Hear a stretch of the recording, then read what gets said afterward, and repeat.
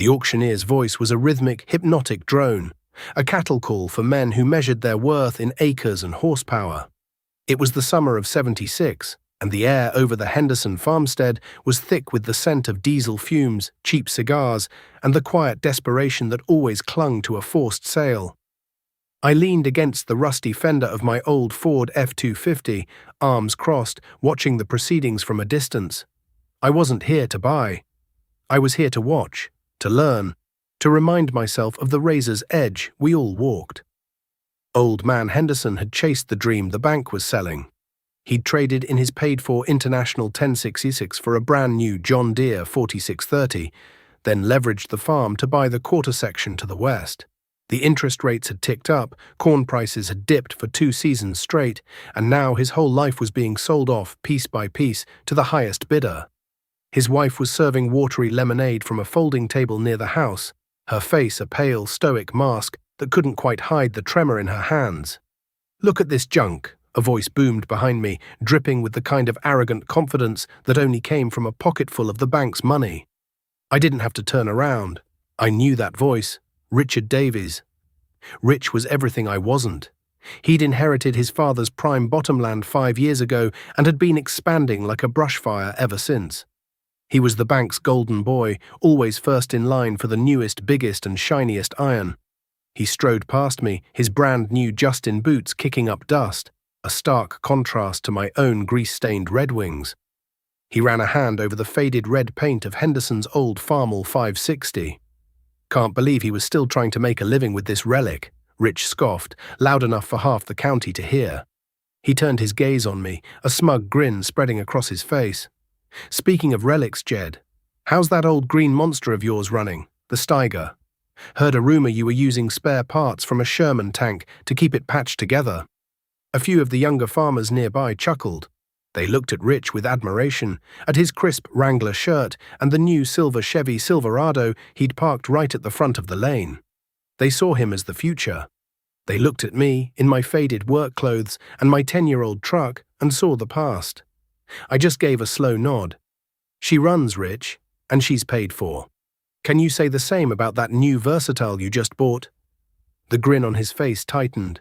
He'd just taken delivery of a brand-new Versatile 875, a beautiful, articulating beast that was the talk of the coffee shop. It was also mortgaged to the hilt, just like the new planter, the new combine, and the 400 acres he'd just picked up. "It's called leverage, Jed. Good business. Something you wouldn't understand," he shot back. "You got to spend money to make money. This," he said, waving a hand at the sad collection of Henderson's life's work, "is what happens when you're afraid to grow. You wither and die on the vine." He walked off to join the bank manager, Mr. Abernathy, who was holding a clipboard and looking pleased with the day's turnout. Abernathy clapped Rich on the back, the two of them laughing about something. I watched them, a cold feeling settling in my gut. They saw Henderson's failure as a confirmation of their philosophy. I saw it as a warning. My prize, my monster, as Rich called it, was a 1973 Steiger Panther II. I'd bought it used 5 years ago from a fellow up in North Dakota who was retiring. It wasn't pretty. The original Steiger lime green paint was faded and chipped, showing primer and even bare steel in places. I'd welded a crack in the articulation joint myself, the bead thick and ugly, but strong as the day it was forged. The 3306 Caterpillar engine wasn't as quiet or fuel-efficient as the new Cummins or Detroit diesels, but I knew every bolt and gasket on it. I'd done an in-frame overhaul on it myself 2 winters ago in my unheated shop, my fingers numb and my breath pluming in the frigid air. It was 4-wheel drive, 300 horsepower of raw, dependable muscle, and every last cent of it was mine. It sat in my machine shed, a silent, paid-for giant, owing nothing to any man or any bank. To men like Rich and Abernathy, that Steiger was a symbol of my stubbornness, my refusal to get with the times. To me, it was freedom. It was the assurance that no matter what the markets did, no matter what interest rates climbed to, nobody could come and haul my main tractor away. Before we go any further into this story, I have to ask you folks listening. We're all attached to our machines, aren't we? They're more than just tools, so tell me in the comments below, what was the one piece of iron? Be it a tractor, a truck, a combine that you or your family owned that was the absolute rock. The one that was old, maybe ugly, but it started every time and never ever let you down when it counted. I'd genuinely love to hear about those old workhorses. The auctioneer's call for Henderson's 4630 brought me back to the present. Rich Davies put in the first bid, a confident, booming offer that silenced half the crowd. He was going to pick the bones clean, and the bank was going to help him do it. I turned my back on the scene, the chatter and the smell of defeat, and walked back to my truck. I had work to do. I had my own farm to run, my own way. The quiet way, the paid-for way. The next few years were a grind. The mid-70s were a whipsaw of prices and costs. One year, soybeans would be up, and the next, the bottom would fall out while fertilizer prices doubled. It was a constant dance on a tightrope, and my older equipment demanded its share of sweat equity. The breaking point came during the fall harvest of '78. We had 400 acres of corn to get out of the field, and the sky had been spitting a cold, miserable drizzle for a week. The forecast finally showed a 3-day window of clear weather. It was now or never. I was running my old Gleaner F combine, a machine that was already considered ancient. Its 6-cylinder Alice Chalmers diesel engine was tired, but it was simple, and I could fix just about anything on it with a set of wrenches and some patience. On the second day, halfway through the biggest field, I heard it. A high-pitched squeal from the guts of the machine, followed by a sickening crunch and a lurch that threw me against the cab glass. The engine was still running, but the header wasn't turning, and the wheels wouldn't engage. Silence descended, broken only by the mournful idling of the diesel and the frantic pounding of my own heart. I climbed down, my boots sinking into the damp soil. I already knew what it was before I even laid on my back in the mud and shimmied underneath. A thick layer of greasy chaff covered everything. Wiping it away, I saw the carnage. The main variable speed drive belt had shredded, and in its death throes, it had whipped around and shattered the cast iron housing on the main transmission input shaft. It was a catastrophic failure, a part that wasn't just a simple bolt-off, bolt-on replacement. A wave of cold despair washed over me. The parts store was closed. Even if it were open, a housing like that would have to be ordered, taking days, maybe a week. The rain was coming back in 2 days. This corn, my family's income for the entire year, was going to rot in the field. Just then, a low rumble grew louder. I looked up to see Rich Davies cresting the hill in his new John Deere 7700 turbo combine. It was a magnificent machine, gleaming green and yellow, with a glass-enclosed air-conditioned cab. He slowed as he passed on the road, peering down at me and my dead gleaner. He didn't stop, didn't wave. He just gave a little toot of his horn, a mocking salute, before continuing on to his own fields, leaving me in a cloud of his dust. The humiliation stung worse than the cold mud seeping through my overalls. In that moment, every whispered doubt from the coffee shop, every smug look from Abernathy at the bank felt like a physical blow. They were right. I was a fool, trying to fight a modern war with antique weapons. My wife, Sarah, brought the truck out an hour later with a thermos of coffee and a sandwich I couldn't eat. She saw the look on my face, saw the broken machine sitting silent in the field, and her own expression tightened with worry. But she didn't say, "I told you so." She didn't say we should have borrowed the money for a new one. She just put a hand on my shoulder. "What do we do, Jed?" she asked, her voice quiet. I took a long, slow breath, the cold air burning my lungs. "I'm going to pull it back to the shop. I'm going to fix it." "Can you?" "I have to," I said, the words feeling like gravel in my mouth. Getting that crippled combine back to the farm was an ordeal in itself. I used the Steiger, its big V-tread tires churning the muddy soil, to drag the gleaner out of the field and up the lane to my shop. It was nearly midnight by the time I had it inside. The bare bulbs of the workshop casting long, dancing shadows over the broken machine. For the next 48 hours, the shop was my world. I didn't sleep. I survived on black coffee and Sarah's grim determination. The first job was to tear it down. Bolts, seized with rust and years of grime, fought me every step of the way. I used a torch to heat them, breaker bars with pipes on the end for leverage, my knuckles bleeding and my muscles screaming in protest. The smell of penetrating oil and hot metal filled the air. Finally, I got the shattered housing off. It was in 3 pieces. Useless. I called every salvage yard within 200 miles. Nothing. The Gleaner F was too old. Most had been scrapped years ago. The dealership confirmed it. The part was obsolete, no longer in production. That was it. The moment of utter defeat. I sat on an overturned 5-gallon bucket, the broken pieces of cast iron at my feet, and buried my face in my greasy hands.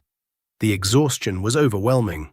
Rich was probably finishing his last field right now, sitting in his heated cab, listening to the radio. I was here, in a cold shop, beaten by a single piece of unobtainable metal. Then I felt a presence. I looked up. My father, who'd been gone 10 years, had taught me how to weld. He wasn't a fancy welder, but he was practical. "Son," he used to say, "with a good stick welder and enough patience, you can fix the gates of hell." I looked at the broken pieces. I looked at my old Lincoln arc welder in the corner. It was a crazy idea. You can't just weld cast iron like it's regular steel. It's brittle. It cracks. It requires preheating, special nickel rods, and a slow, controlled cooling process. It was a long shot, a desperate gamble. But it was the only shot I had. I spent hours meticulously cleaning the broken edges with a grinder, V-grooving them to ensure deep penetration for the weld. I built a makeshift forge out of fire bricks and a propane weed burner to preheat the heavy casting, bringing it up to a dull cherry red. Then the delicate work began. With a number 9 shade on my helmet, I struck an arc. The nickel rod sputtered to life, laying down a bead, stitching the fractured iron back together, one painstaking pass at a time. The air filled with the sharp, acrid smoke of burning flux. My hands, shaking from exhaustion and caffeine, had to be surgeon steady. One mistake, one section cooled too quickly, and the whole thing would crack, rendering it useless forever. After welding, I buried the entire glowing piece in a bucket of dry sand to let it cool as slowly as possible over many hours. While it cooled, I collapsed on a pile of greasy rags and slept for the first time in 2 days. When I woke, the sun was just starting to peek over the horizon. The casting was cool to the touch. I dug it out of the sand, my heart in my throat. I tapped it gently with a hammer. It rang true. No cracks. It had held. By noon, I had the combine reassembled. My whole body ached. Every muscle felt like it had been torn and put back together wrong. But when I turned the key, the old Alice Chalmers diesel roared to life. I engaged the transmission. The machine lurched forward. It worked. I finished the last 150 acres in a single, non-stop marathon, racing the storm that was gathering on the horizon. The last bushel of corn poured into the grain truck just as the first cold drops of rain began to fall. I had done it. I had won. It wasn't a pretty victory, and it had cost me dearly in sweat and sleep. But the crop was in. The end of the 70s brought a strange and deceptive prosperity to the heartland. Commodity prices shot skyward, fueled by massive grain sales to the Soviet Union and runaway inflation. Suddenly, corn was $4 a bushel, and land that had been selling for $700 an acre was fetching $2,000, then $3,000. A wave of optimism, bordering on hysteria, swept through the farming community. The mantra from the banks and equipment dealers was relentless. Get big or get out. Interest rates were high, but nobody seemed to care. With prices like these, you could make the payments and then some. Rich Davies became the undisputed king of this new era. He was no longer just a farmer, he was an agricultural tycoon in the making. He used his rapidly appreciating land as collateral to borrow staggering sums of money. He bought the Henderson place outright, then the old Miller farm next to it. His holdings swelled from 800 acres to over 2,000. His equipment lineup became a rolling showcase of the latest technology. The 2-year-old Versatile was traded for a brand new, top-of-the-line Steiger Tiger III, a massive 600-horsepower machine that made my Panther look like a garden tractor. He bought not one, but 2 John Deere 8820 combines, the biggest on the market, complete with yield monitors and fancy electronics I couldn't even begin to comprehend. He built a new machine shed, a massive steel structure that dwarfed my old wooden barn, and a new grain setup with a leg and a push-button drying system. The local paper did a feature story on him with a picture of him and Abernathy from the bank, shaking hands in front of his new Steiger. The headline read, "Local farmer embraces the future of agriculture." In the article, Rich talked about efficiency, economies of scale, and leveraging assets for growth. He was hailed as a visionary, a man with the courage to seize the opportunity of a lifetime. And me? I was seen as a fossil, a man stuck in the past. While Rich was buying land, I was buying bearings. While he was signing loan papers for a new combine, I was in my shop rebuilding the hydraulic pump on my old Steiger. The profits from the high grain prices were real, and for the first time in years, we had money left over after the bills were paid. Sarah wanted a new kitchen. I wanted to pay off the farm. We had a long-standing mortgage on the original 240 acres, a 30-year note we'd taken out with my father. The interest rate was a laughably low 4% by today's standards, but the principal was still there, a constant weight on my mind. Instead of buying new iron or more land, I took every spare dollar we made and threw it at that mortgage. I sent extra payments every month, designating them principal only. Abernathy actually called me into his office one day. He sat behind his big oak desk, a look of paternal disappointment on his face. "Jed," he began, steepling his fingers, "I've been looking at your accounts. You're making good money. Excellent money, in fact. But you're not using it properly. You're paying down a 4% loan when inflation is running at 12%. You're effectively losing money. You should be using that cash flow, leveraging your equity, to expand. The Peterson farm is coming up for sale. With your balance sheet, we could have the paperwork done in a week." I just shook my head. "Mr. Abernathy, my father always told me, the quickest way to lose a farm is to have the best-looking machinery in the county. I'm happy with what I've got." He sighed, leaning back in his leather chair. "Rich Davies is going to own this entire township one day, Jed. And you're going to be renting from him. You're too cautious. This is a once-in-a-generation opportunity, and you're letting it slip through your fingers." I walked out of that bank feeling like the whole world had gone crazy. The coffee shop talk was the same. "Did you see Rich's new grain leg? Must have cost 60 grand. Heard he put a bid on the Peterson place, sight unseen." I became a ghost in my own community, an object of pity and a little bit of scorn. The man who was too scared to get rich. I kept my head down and kept working. I finished paying off the last of my operating loans. I rebuilt the engine in my old Chevy C60 grain truck, putting in new sleeves and pistons myself. I replaced the tires on the Panther, a huge expense, but one I paid for with a check, not a loan. By the fall of 1980, for the first time in my life, I was completely and totally debt-free. The land, the house, the machines, everything was ours.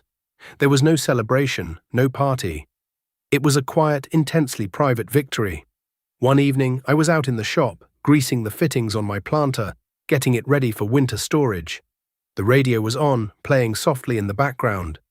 The music stopped for a news update. A man with a deep, serious voice was talking. His name was Paul Volcker, the new chairman of the Federal Reserve. He was talking about the scourge of inflation and the need for strong monetary medicine.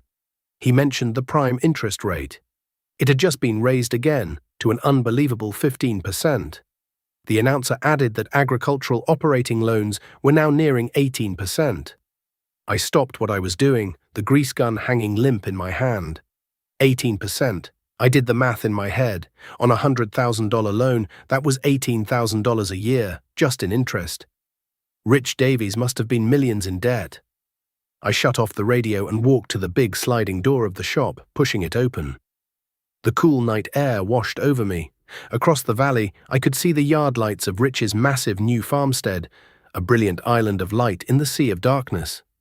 His new Steiger, his two 8820 combines, his fleet of shiny green tractors, they were all sitting there, gleaming under the lights. They were beautiful.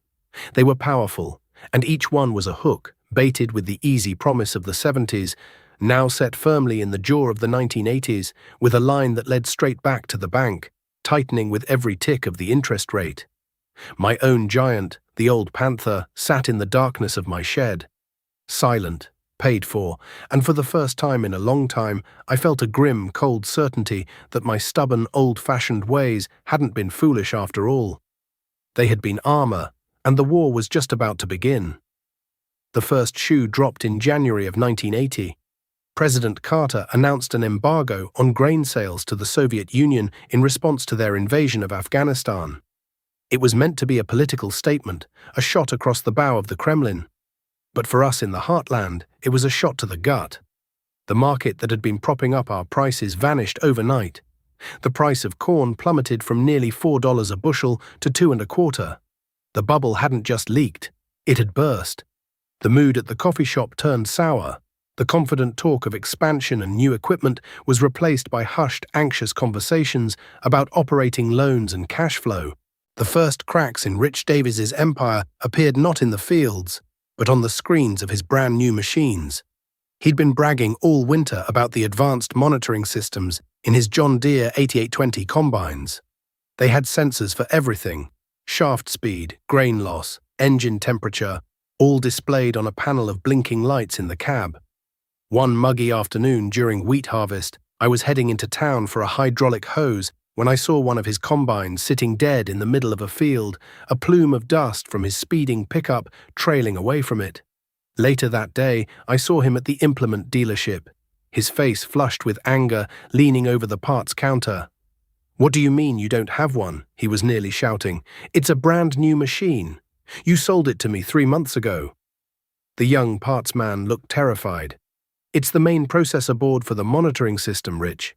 It's not a stock item. We have to order it from Moline. Could be 3 days, could be a week with the trucking strikes." "A week?" Rich roared, slamming his palm on the counter. "I've got 1,000 acres of wheat to cut. The rain is coming this weekend. That little box of wires has the whole machine shut down." "It's tied into the safety interlocks," the parts man stammered. "If the computer can't read the shaft speeds, it won't let you engage the separator. Company policy." Rich just stood there, speechless, his bravado gone, replaced by a look of impotent fury. He was the captain of a spaceship that was grounded because of a single, unobtainable microchip. I slipped past, got my hose, and left. On the way home, I drove by my old Gleaner F, parked under the lean-to of the barn. Its gauges were simple mechanical needles. Its safety features were my own 2 eyes and ears. It didn't have a computer to tell it something was wrong. It had me. And I had a welder. The whispers about Rich grew louder. He was late paying his bill at the co-op. He'd put off buying seed beans until the last minute, trying to negotiate a better price and being turned down. The high interest rates were a python, slowly squeezing the life out of his cash flow. Every payment on his massive debt was a hemorrhage. The falling commodity prices meant the income he'd projected. The numbers he and Abernathy had drawn up on those loan applications were a fantasy. The drought of '83 was the hammer blow. The sky turned a metallic, hazy grey and stayed that way from May until August. The corn tasseled when it was barely shoulder-high, the leaves rolling up tight like cigars by midday, trying to conserve what little moisture they had. The ponds dried up, their bottoms cracking into patterns like shattered porcelain. It was a slow, silent disaster. I watched my own crops struggle, and it hurt my soul, but I knew I could weather it. My costs were fixed, my machinery was mine. I had no notes to pay. For Rich, it was a death sentence. He had to produce a massive yield just to service his debt. A mediocre crop was a loss. A failed crop was Armageddon. One evening in late July, a storm front finally moved in. The sky to the west turned a bruised purple. But instead of rain, it brought wind. A dry, hot wind that howled for hours, picking up the dry topsoil from Rich's fall-ploughed fields and flinging it into the air. The next morning, the sun rose on a scene of devastation. My fields, protected by the conservation tillage I practiced, were mostly intact. But Rich's land looked like a desert. The topsoil was piled in drifts against his fence lines, burying them completely. The young, stunted soybean plants were stripped bare, their stems sand-blasted into oblivion. He had lost everything before it even had a chance to grow. The full collapse came with the brutal swiftness of a prairie fire. With land values cut in half, the banks found themselves holding loans for far more than the collateral was worth. They panicked. Abernathy, the man who had clapped Rich on the back and called him a visionary, was now a different person. His easy smile was gone, replaced by a tight, grim line. He was no longer a partner in prosperity, he was a collector of debts. The foreclosure notices started appearing in the county paper, a weekly list of shame and ruin. Families who had farmed the same ground for 100 years were being served with papers. The friendly banker who had financed their dreams was now the man padlocking their gates. The suicide of a farmer over in the next county cast a dark pall over the entire community. The optimism of the 70s had curdled into the despair of the 80s. Rich Davies fought it for as long as he could. He tried to refinance, but no one would touch him. He tried to sell off some of the newer land, but there were no buyers. Everyone was broke. His magnificent Steiger Tiger Thruid, the symbol of his ambition, sat silent in its shed. He couldn't afford the diesel to run it, let alone the payments. The auction was scheduled for a cold, bleak Saturday in November of '84. It was a mirror image of the Henderson sale 8 years earlier, but on a scale that was hard to comprehend. The crowd was bigger, more somber. There were no bargain hunters laughing and joking, only neighbors watching the dismemberment of a life, their faces etched with the terrifying thought, "There, but for the grace of God, go I." I stood at the back, leaning against the same fender of the same old Ford truck. Abernathy was there, his face impassive, clipboard in hand. Rich was nowhere to be seen, but his wife was there, serving coffee from a thermos. Her face a mask of stoic grief that was identical to the one Mrs. Henderson had worn. The cycle was complete. The auctioneer started with the small items, but the crowd was waiting for the iron. When they brought out the Steiger Tiger, a hush fell over the assembly. It was still a magnificent machine, barely 3 years old, its tires still showing the molding marks. The bidding was slow, pathetic. A tractor that Rich had paid over $150,000 for sold for $40,000 to a corporate farm buyer from out of state. The 2 big John Deere combines went for less than a third of their original price. Piece by piece, the empire Rich had built on a foundation of debt was liquidated for pennies on the dollar. I didn't bid on anything. I was just a witness. I watched as the tools, the tractors, the grain trucks, everything that represented a man's work and dreams were scattered to the 4 winds. My feeling wasn't one of triumph or vindication. It was a profound, aching sadness. The bank's philosophy, the get big or get out mantra, hadn't just failed Rich, it had poisoned the whole community, turning neighbors into competitors and farming into a high-stakes gamble. While the storm raged around me, my own farm was an ark of stability. The low prices meant our income was down, but our expenses were almost nothing. I tilled the fields with my old Panther, its 3306 Caterpillar engine chugging along as reliably as the sunrise.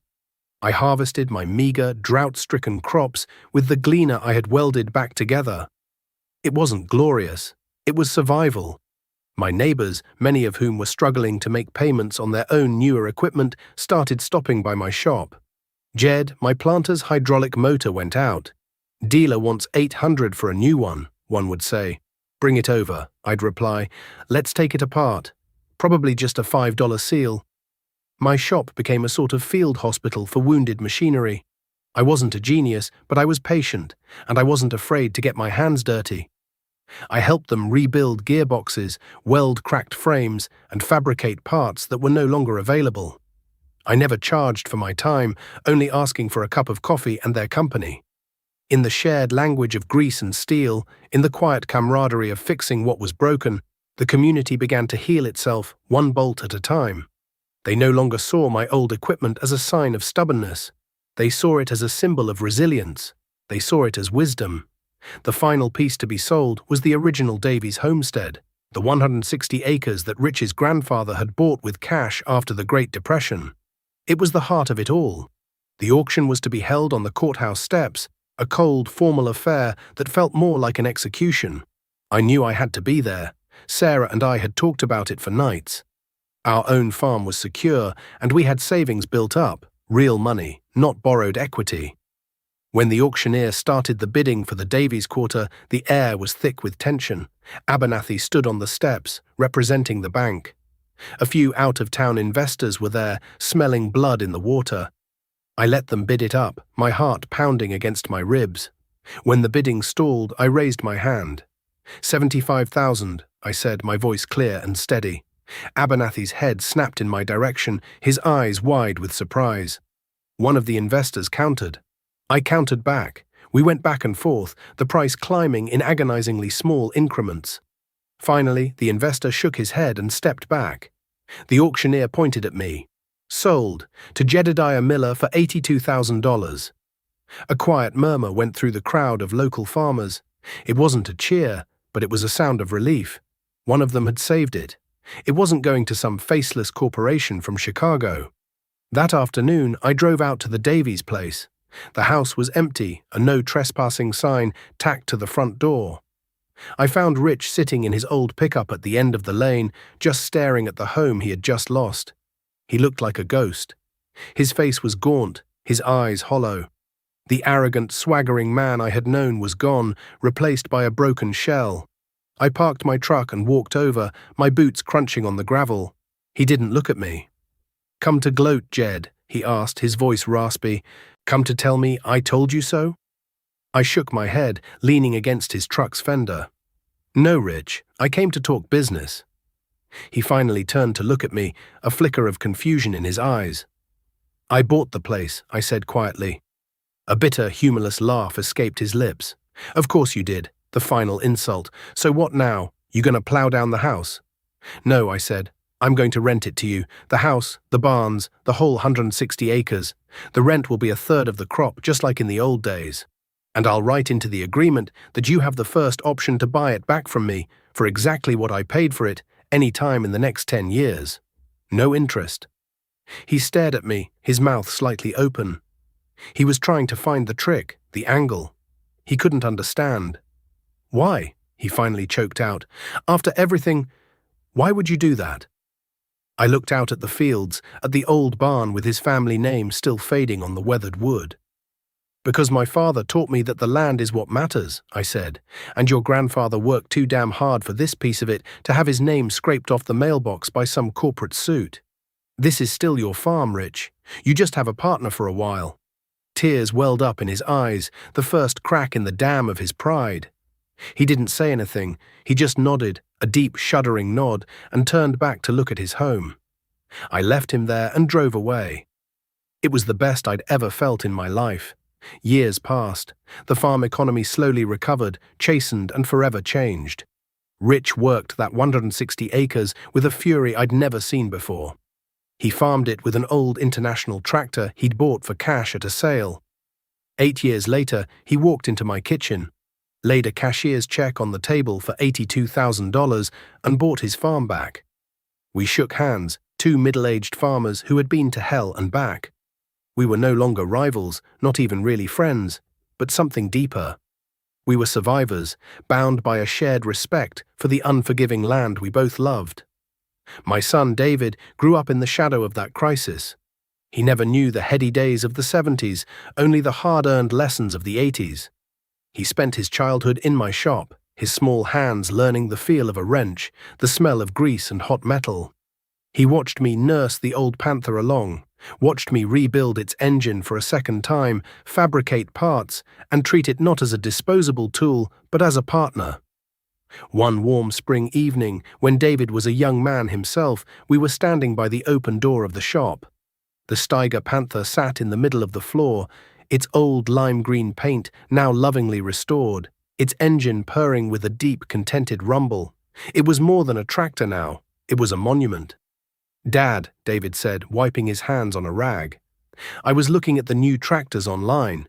They've got GPS steering, climate control, more horsepower than we could ever use. Don't you ever think about trading this old monster in?" I smiled and put my hand on the Panther's massive fender, the steel warm from the running engine. "This tractor," I told him, "doesn't have a computer. It doesn't have a single microchip.